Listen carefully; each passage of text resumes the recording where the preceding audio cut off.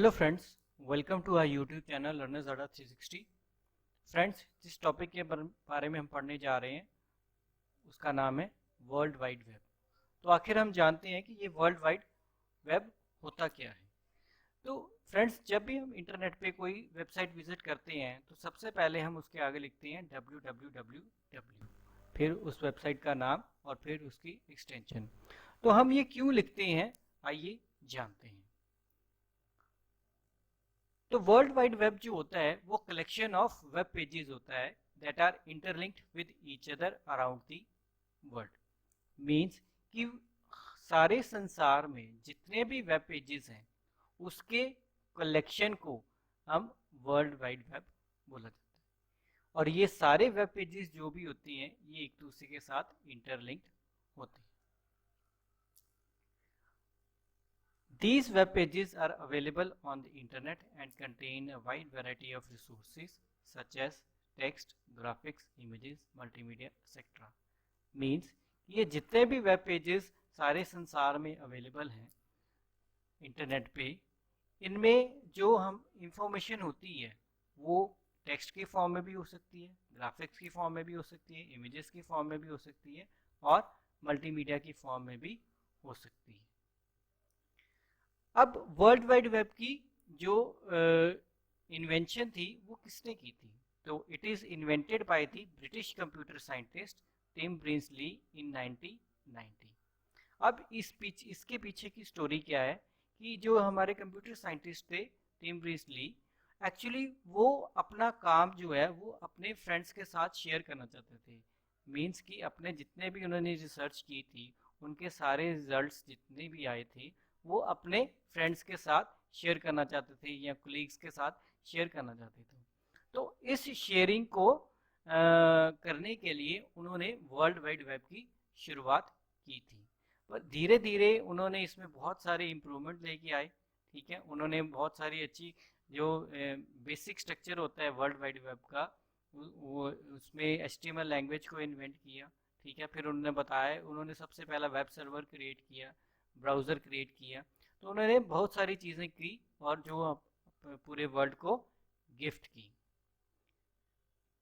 World wide web को एक information system भी कहा जाता है जहाँ पे डॉक्यूमेंट्स और अदर रिसोर्सेज को आइडेंटिफाई किया जाता है बाय द यूआरएल। यूआरएल की फुल फॉर्म है यूनिफॉर्म रिसोर्स लोकेटर। और ये जो होता है ये पूरा एक एड्रेस होता है जिसकी मदद से हम इस पर्टिकुलर वेबसाइट को विजिट कर सकते हैं। इसके बारे में मैं आने वाले वीडियो लेक्चर्स में आपको बताऊंगा पूरी डिटेल में कि यूआरएल क्या होता है, इसके कितने पार्ट्स होते हैं और ये कैसे काम करता है।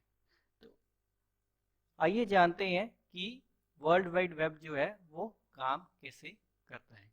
तो वर्ल्ड वाइड वेब के 3 पार्ट्स होते हैं। सबसे पहला पार्ट होता है वेब सर्वर, सेकेंड पार्ट होता है वेब ब्राउज़र और थर्ड पार्ट होता है एंड यूज़र या क्लाइंट या हमारा कंप्यूटर जो हमारे घर में होता है। तो सबसे पहले देखते हैं कि वेब सर्वर क्या होता है।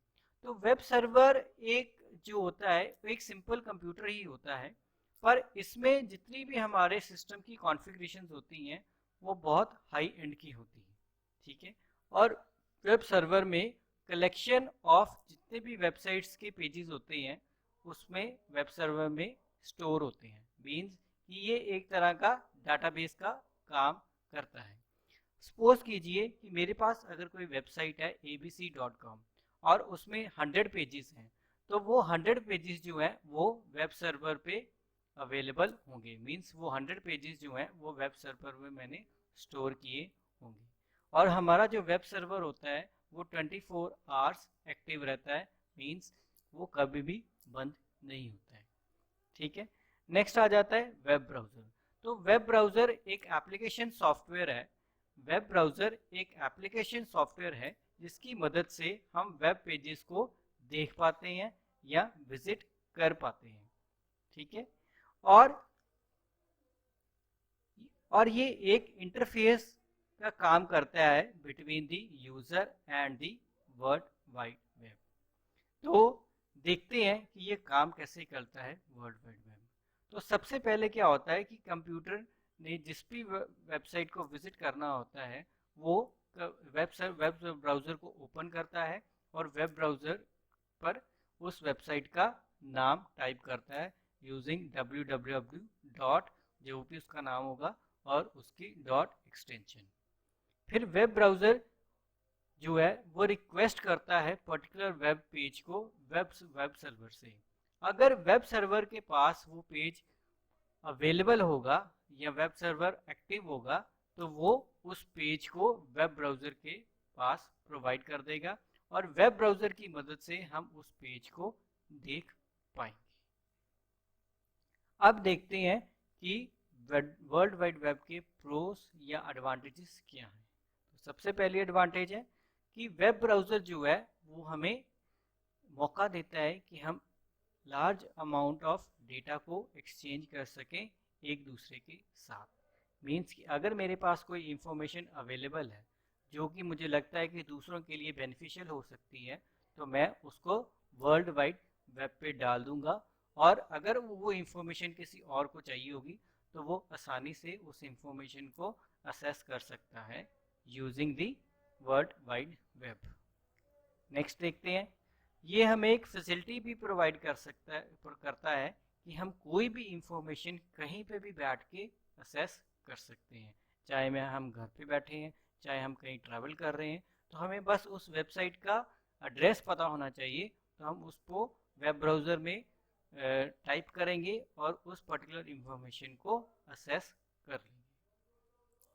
नेक्स्ट, हम वर्ल्ड वाइड वेब की मदद से कुछ भी लर्न कर सकते हैं, कुछ भी सीख सकते हैं related to the education purpose. आज वर्ल्ड वाइड वेब में numerous number of sites available हैं एजुकेशन रिलेटेड कंटेंट के साथ। तो हम आज की डेट में कोई भी वेबसाइट पे जाके जो कि बेनिफिशियल है हमारे एजुकेशन रिलेटेड कंटेंट के साथ उसको विजिट कर सकते हैं और उससे कुछ सीख सकते हैं या उसके नोट्स बना सकते हैं, कुछ भी कर सकते हैं। नेक्स्ट है कि वर्ल्ड वाइड वेब के कुछ डिसएडवांटेजेस भी होते हैं या कॉन्स भी होते हैं, तो वो देखते हैं क्या होते हैं। तो सबसे पहला डिसएडवांटेज है कि बहुत सारी वेबसाइट्स वर्ल्ड वाइड वेब में अवेलेबल हैं जो कि बहुत ही गलत इंफॉर्मेशन प्रोवाइड करती हैं। मींस कि कुछ वेबसाइट्स ऐसी भी होती हैं वर्ल्ड वाइड वेब में जो कि ऑथेंटिकेटेड इंफॉर्मेशन प्रोवाइड नहीं करती हैं। तो इससे क्या होता है कि इससे जो कि कई बार हमारे दिमाग में मिसकंसेप्शंस अराइजेस होने शुरू कर देते हैं।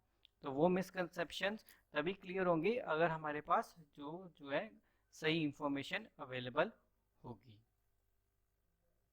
नेक्स्ट पॉइंट है कि जो वर्ल्ड वाइड वेब के में सबसे बड़ा खतरा ये है कि जितने भी सिस्टम्स हमारे वर्ल्ड वाइड वेब से कनेक्टेड हैं उनमें वायरस और मालवेयर अटैक होने का खतरा ज़्यादा है, क्योंकि वर्ल्ड वाइड वेब को हम इंटरनेट की मदद से ही असेस कर सकते हैं।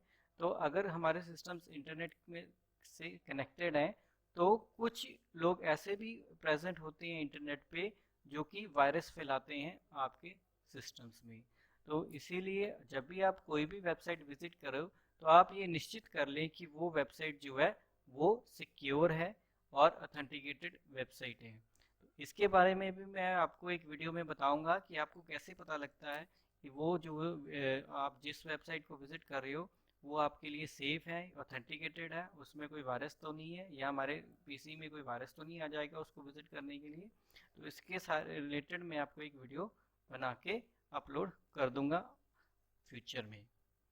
नेक्स्ट पॉइंट है, स्पैमिंग भी एक बहुत बड़ा डिसएडवांटेज है वर्ल्ड वाइड में। स्पैमिंग क्या होता है कि आपके मेल बॉक्स में नंबर ऑफ मेल्स जो है वो ऐसी आ जाती हैं कई बार जो कि आपके मतलब की नहीं होती हैं, और उन मेल्स में कुछ मेल्स ऐसी भी होती हैं जिसमें कि वायरस रिलेटेड कंटेंट प्रेजेंट होता है।